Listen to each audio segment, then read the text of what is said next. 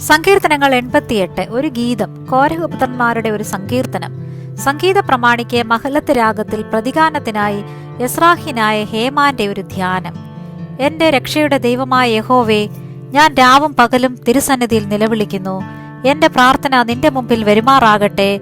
എന്റെ നിലവിളിക്ക് ചെവി ചായിക്കണമേ. എന്റെ പ്രാണൻ കഷ്ടത കൊണ്ട് നിറഞ്ഞിരിക്കുന്നു. എന്റെ ജീവൻ പാതാളത്തോടെ സമീപിക്കുന്നു. കുഴിയിൽ ഇറങ്ങുന്നവരുടെ കൂട്ടത്തിൽ എന്നെ എണ്ണിയിരിക്കുന്നു. ഞാൻ തുണയില്ലാത്ത മനുഷ്യനെ പോലെയാകുന്നു. ശവക്കുഴിയിൽ കിടക്കുന്ന ഹതന്മാരെ പോലെ എന്നെ മരിച്ചവരുടെ കൂട്ടത്തിൽ ഉപേക്ഷിച്ചിരിക്കുന്നു. അവരെ നീ പിന്നെ ഓർക്കുന്നില്ല. അവർ നിന്റെ കയ്യിൽ നിന്ന് അറ്റുപോയിരിക്കുന്നു. നീ എന്നെ ഏറ്റവും താണ കുഴിയിലും ഇരുട്ടിലും ആഴങ്ങളിലും ഇട്ടിരിക്കുന്നു. നിന്റെ ക്രോധം എന്റെ മേൽ ഭാരമായിരിക്കുന്നു. നിന്റെ എല്ലാ തിരകളും കൊണ്ട് നീ എന്നെ വലച്ചിരിക്കുന്നു. എന്റെ പരിചയക്കാരെ നീ എന്നോട് അകറ്റി. എന്നെ അവർക്ക് വെറുപ്പാക്കിയിരിക്കുന്നു.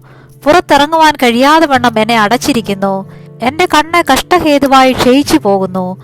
യഹോവേ, ഞാൻ ദിവസം പ്രതിയും നിന്നെ വിളിച്ചപേക്ഷിക്കുകയും എന്റെ കൈകളെ നിങ്കിലേക്ക് മലർത്തുകയും ചെയ്യുന്നു. നീ മരിച്ചവർക്ക് അത്ഭുതങ്ങൾ കാണിച്ചു കൊടുക്കുമോ? മൃതന്മാർ എഴുന്നേറ്റ് നിന്നെ സ്തുതിക്കുമോ? ശവക്കുഴിയിൽ നിന്റെ ദയയും വിനാശത്തിൽ നിന്റെ വിശ്വസ്തതയും വർണ്ണിക്കുമോ? അന്ധകാരത്തിൽ നിന്റെ അത്ഭുതങ്ങളും വിസ്മൃതിയുള്ള ദേശത്ത് നിന്റെ നീതിയും വെളിപ്പെടുമോ? എന്നാൽ യഹോവേ, ഞാൻ നിന്നോട് നിലവിളിക്കുന്നു. രാവിലെ എന്റെ പ്രാർത്ഥന തിരുസന്നിധിയിൽ വരുന്നു. യഹോവേ, നീ എന്റെ പ്രാണനെ തള്ളിക്കളയുന്നത് എന്തിന്? നിന്റെ മുഖത്തെ എനിക്ക് മറച്ചു വെക്കുന്നതും എന്തിന്? ബാല്യം മുതൽ ഞാൻ അരിഷ്ടനും മരിപ്പാറായവനുമാകുന്നു. ഞാൻ നിന്റെ ഘോരത്തങ്ങളെ സഹിച്ച് വലഞ്ഞിരിക്കുന്നു. നിന്റെ ഉഗ്രകോപം എന്റെ മീതെ കവിഞ്ഞിരിക്കുന്നു. നിന്റെ ഘോരത്തങ്ങൾ എന്നെ സംഹരിച്ചിരിക്കുന്നു. അവ ഇടവിടാതെ വെള്ളം പോലെ എന്നെ ചുറ്റുന്നു. അവ ഒരുപോലെ എന്നെ വളയുന്നു.